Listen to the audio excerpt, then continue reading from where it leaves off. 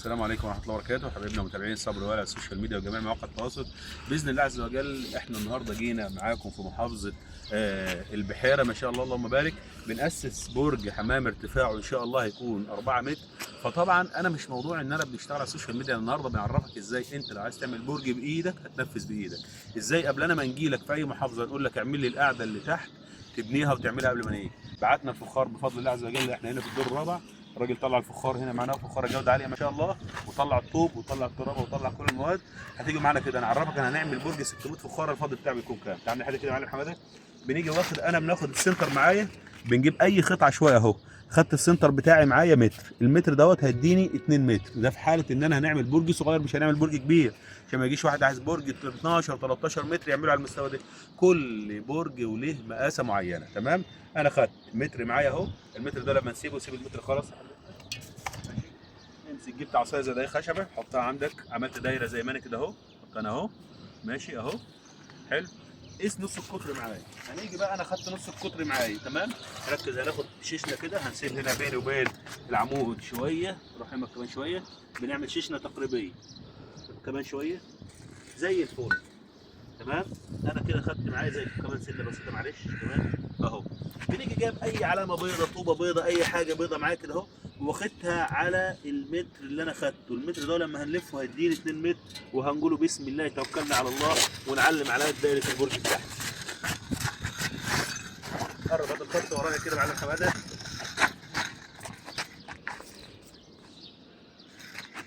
بص بقى، ركز هنا.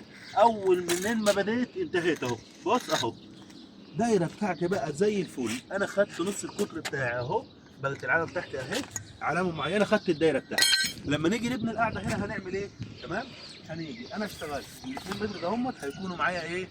باذن الله عز وجل. الدايره كلها باينه في الفيديو يا معلم؟ باينه يا باشا. حلو خالص. هنيجي انا هناخد الجدار بتاعي على طوبه ونص. يعني ايه على طوبه ونص؟ يعني هنيجي جاي اهو، انا خدت الطوبه بتاعتي اهو. نقول له طوب كده سريع بالله عليك. يلا يلا يا شباب، طوب بسم الله. يلا طوب بسم الله. طبعا نعرفك شيشنا بس ان شاء الله، هنحط شغل وهنحط اسمنت ونظبط الدنيا. بس انا بنعرفك ان انا ايه، هناخد على الدايره بتاعتي اهو مبدئيا خط على الدايره بتاعتي اهو ماشي. خط اهو على الدايره بتاعتي. يلا ناخد الدايره اللي هو الداخلي حتى النص طوبه، وهنقول لك ليه عملت على نص طوبه، تمام. يلا بينا بسرعه بسرعه، يلا عشان ما نطولوش على ايه متابعينا ومشاهدينا.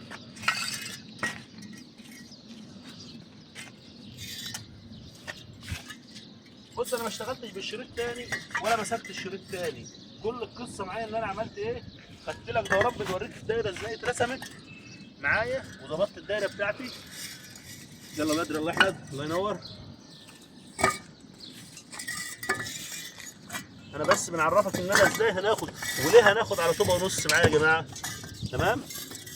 يعني انا ليه هناخد على طوبه ونص مش نص طوبه؟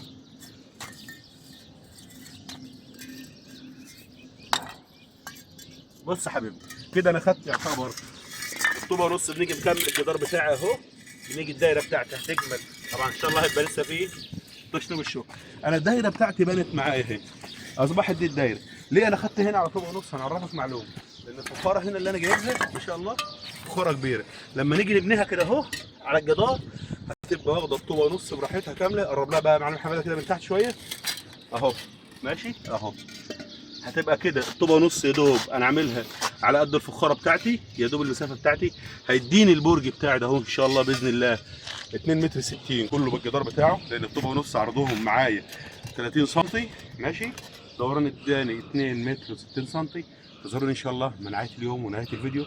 ده مشروع ابراج حمام بنصممه كل المحافظات داخل وخارج مصر. ما تنسيش لو اول مره تتابعني 01000 7 3 9 7 2 8. اخوكم وحبيبكم صبر والي. صباحكم فل، صباحكم جميل. استنونا لاخر اليوم في منتصف اليوم. السلام عليكم ورحمه الله وبركاته.